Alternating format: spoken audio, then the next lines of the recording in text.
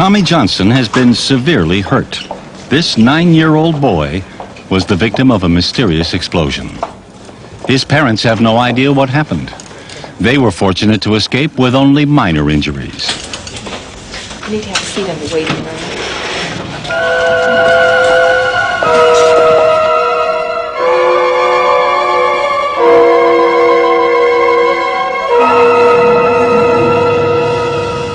I'm heading the investigation.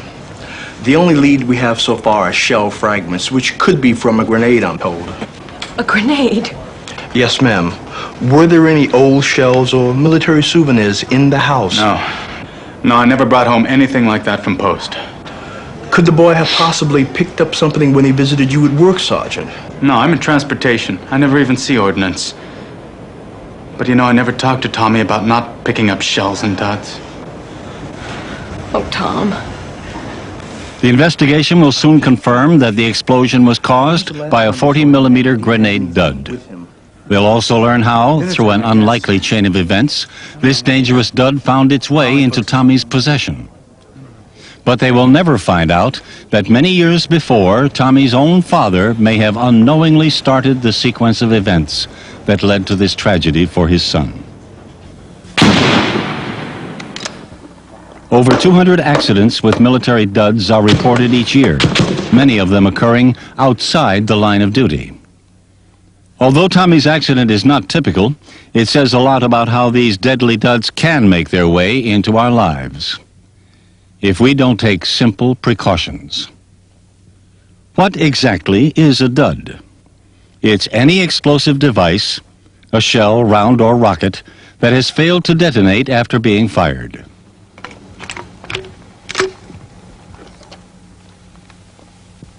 Duds normally begin and end their life here on a firing range, not far from where they were fired, which is as it should be if they were left alone. But clearly marked signs and even express warning orders from their superiors aren't always enough to discourage some soldiers. It may be thrill-seeking, ignorance of the danger, or just a misguided belief that things always happen to the other guy. The majority of accidents occur when military personnel insist on ignoring both regulations and good common sense. The dangers on a range impact area are many. It's possible to step on or trip over unseen ordnance that may still be live. In the majority of accidents, though, a dud found on a range or in a training area is deliberately moved. Often it's picked up and examined with the belief that nothing really dangerous would be just lying there. But a dud is one thing that must never, ever be touched. Help! Come on over here. We need help. Some of the worst accidents have occurred on weekends. Both soldiers and civilians alike often believe that when ranges are shut down on Saturdays and Sundays, it's safe to wander around on them. Nothing could be further from the truth. Tom, wait. Do you think it's safe? Come on. Nothing ever happens here on Sunday.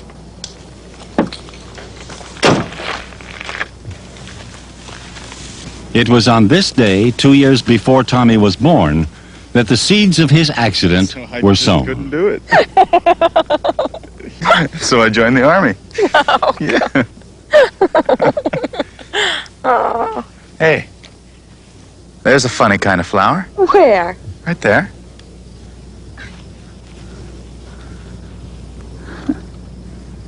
Is it dangerous? Nah, probably just one of our practice rounds. Yeah, we use this kind of thing in training.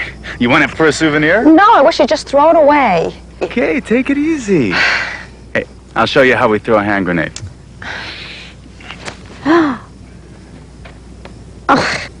You see, it was harmless. This young man has foolishly risked his life and that of his girlfriend by violating the first cardinal rule in dealing with duds. Never touch them. Ready? Mm-hmm. Smile. All right. One more. How about this? Beautiful. Great. All right, enough. It's my turn.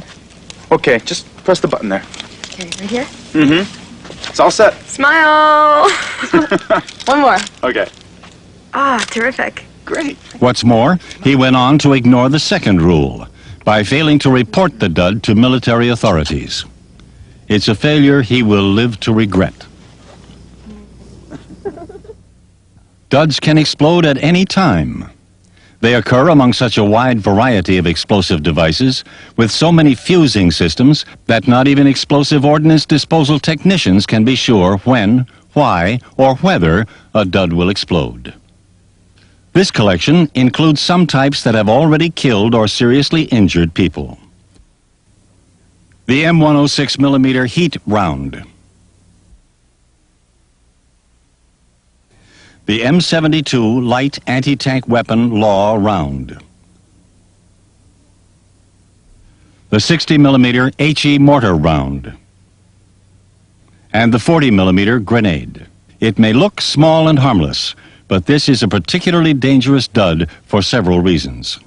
Widely used on several weapons systems, this shell configuration may contain anything from smoke to high explosive. It takes an experienced eye to know which is which.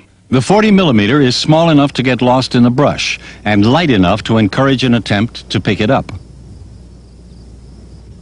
Duds are actually much more dangerous than new ammunition. That's because until a round is fired, the fusing inside has not been activated.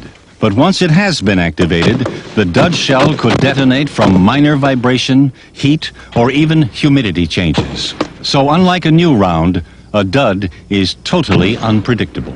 Live World War II shells and even explodable Civil War cannonballs are still being unearthed on old battlefields and in people's homes.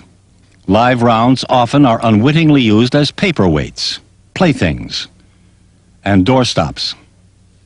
Surprisingly, it's another class of duds that causes the largest number of accidents. These are training simulators. They don't carry the devastating explosive charges of mortar, grenade, or other rounds, but they are capable of severely burning and maiming people due to the fast igniting photoflash powder they're filled with. They can also be duds and must be treated with the same safety measures accorded to all duds.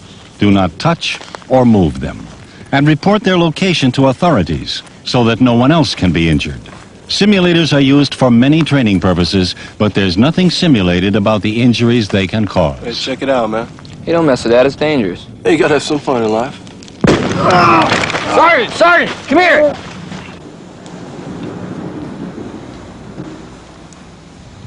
Human nature being what it is, a mud-spattered old shell lying in the weeds is simply not treated with the same respect as a shiny new round that's known to be explosive.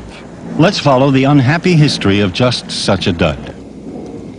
After being thrown away by the young soldier, the 40mm lay in the roadside ditch for nearly 3 years, until a truck happened to break down nearby, and the sergeant in charge happened to see it. Even though he should have known better, he couldn't resist making the same common mistakes as the young man. He didn't leave it alone. He didn't report it to EOD or anyone else. He risked other people's lives. And finally, he decided to take it home. It became an addition to his souvenir collection. But duds, large or small, don't necessarily get less dangerous with age. In some cases, they may become even more sensitive. The dud grenade remained on display in the sergeant's house without incident for 4 more years, until he got orders for another post and had to move. Jim, do we have to lug these shells all around the country? They're terrible dust collectors. Besides, I'm sure there's more where we're going. All right. I'll just keep 1 or 2. Oh, great. You've made my day. Whoa, honey, that was a close one. You almost blew us all to bits. Oh, Jim. Oh.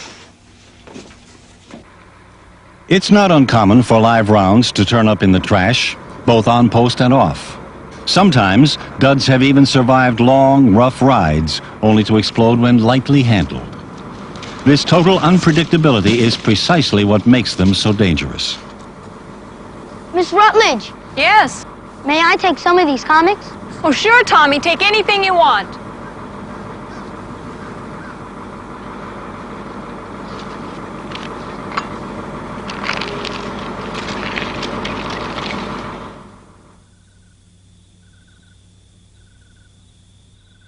Tommy, dinner's ready.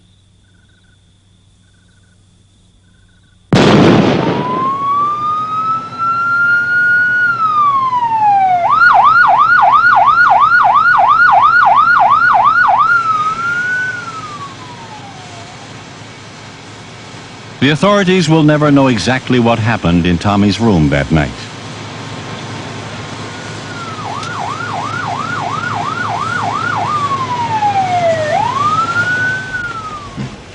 How's he doing now? We're still in the operating room. Nobody's promising us anything. I thought you might like to know that we've pretty much figured out how Tommy got a hold of the grenade. You have? Yes. Apparently it belonged to a sergeant living down the block from you. He found it out in their range D7 some years ago and brought it home as a souvenir. Well, how did Tommy get a hold of it? Well, the family's moving now and they decided to throw it out as junk. The sergeant's wife saw Tommy taking some comic books from the trash just before the garbage truck came by. Oh, my God. Lieutenant? Excuse me for a moment.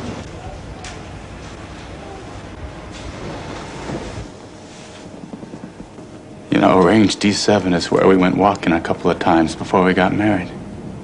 Is that the place where you picked something up and I asked you to throw it away? Yeah, and it was a 40-millimeter grenade. I remember that. You don't think it was the same one, do you? No, it couldn't. It would be almost impossible. I should have told the MPs about it. Tom, don't torture yourself. We're never gonna know for sure anyway. I know that. That's what's gonna haunt me. Sergeant Johnson should have handled it differently. Let's take a look at how things could have gone that day. That's how it happened. Oh.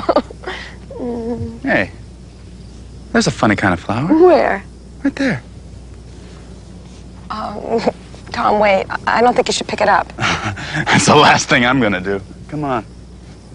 Those things can go off just from footsteps. What are you doing? I'm gonna mark the spot so that the EOD people can find it when they come. Marking the spot is a good idea, but don't put the marker so close that it might set off the dud. And don't use a marker so conspicuous that it might attract people to the spot. A call to the MPs is usually sufficient to get an EOD team in action. Often they'll request that the finders stay at the location until they arrive to make sure they can locate the dud. Right. Yeah, I'll wait there until you get there. Great, thank you. Come on, let's go. EOD personnel are trained to remove or dispose of duds. It's their primary job. On arrival, he will conduct an assessment of the situation to decide if he can remove the dud. 40-millimeter grenades are notoriously sensitive. Most often they will be destroyed where they lie. If these EOD professionals treat a dud with this much respect and wouldn't consider moving it by hand, you can be sure it's not something for you to be toying with. Army regulations, in fact, clearly state that duds will not be recovered, handled, or otherwise tampered with by any individual except explosive ordnance disposal personnel. No dud, be it a grenade, rocket, or rifle round simulator, or even blasting cap, should ever be touched. And that message needs to be conveyed to every member of the family. What's more, anyone finding a dud anywhere has a moral, if not legal, responsibility to report it to the proper authorities, be it the police, MPs, or EOD personnel. Fire in the hole! Fire in the hole! Fire in the hole! If you don't, if you let it lie there like a time bomb for the next person to come along, you've only done half the job. And you may have condemned someone like Tommy to eventual tragedy. Wow, that thing could have killed us.